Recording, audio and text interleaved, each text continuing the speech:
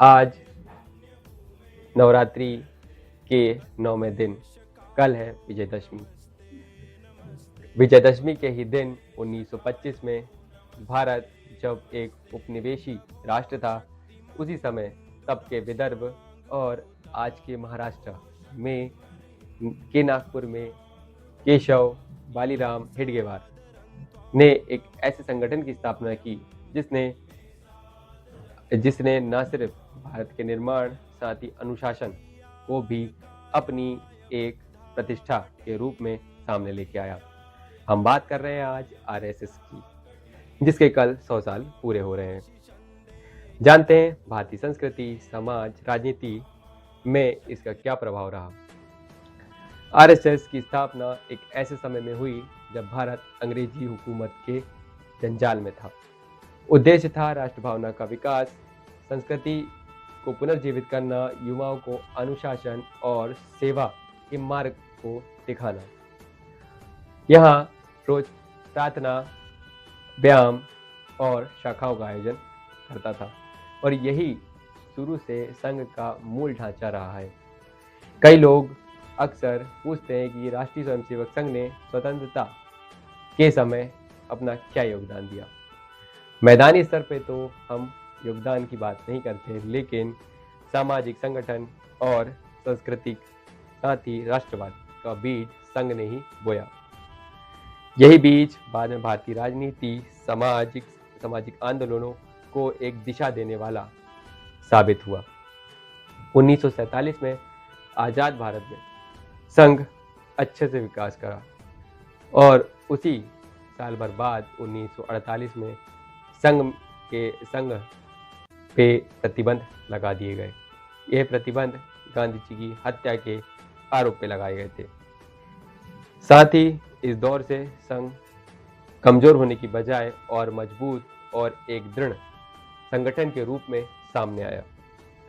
स्वदेशी के रास्ते पर चलते हुए शिक्षा, ग्रामीण विकास, धार्मिक, सांस्कृतिक चेतना, इन सब को संघ ने अपना एक आधार बनाया और उसको जगाने का कार्य किया। 1951 में जनसंघ और उसके बाद जनता पार्टी, 1980 में भारतीय जनता पार्टी का गठन हुआ।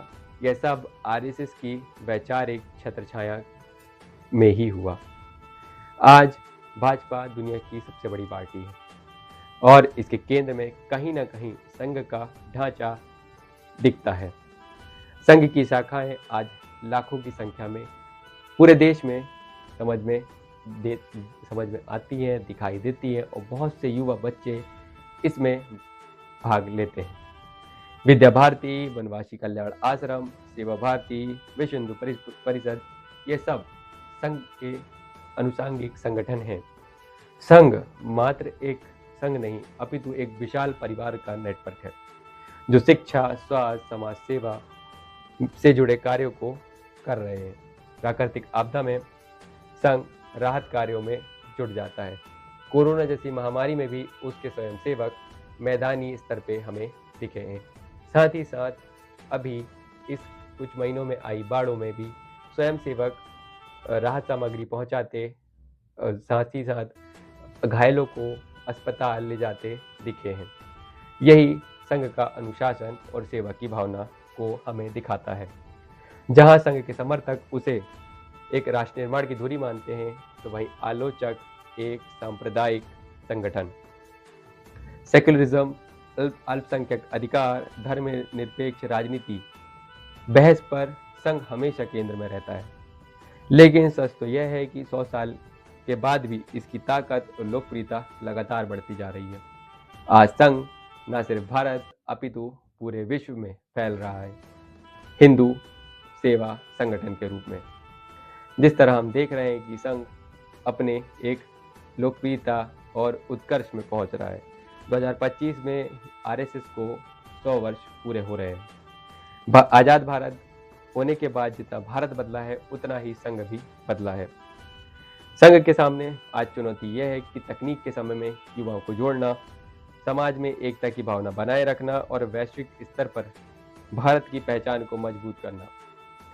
साथ ही साथ 100 वर्षों का ये सफ़र जितना आसान दिखता है, उतना आसान नहीं रहा है।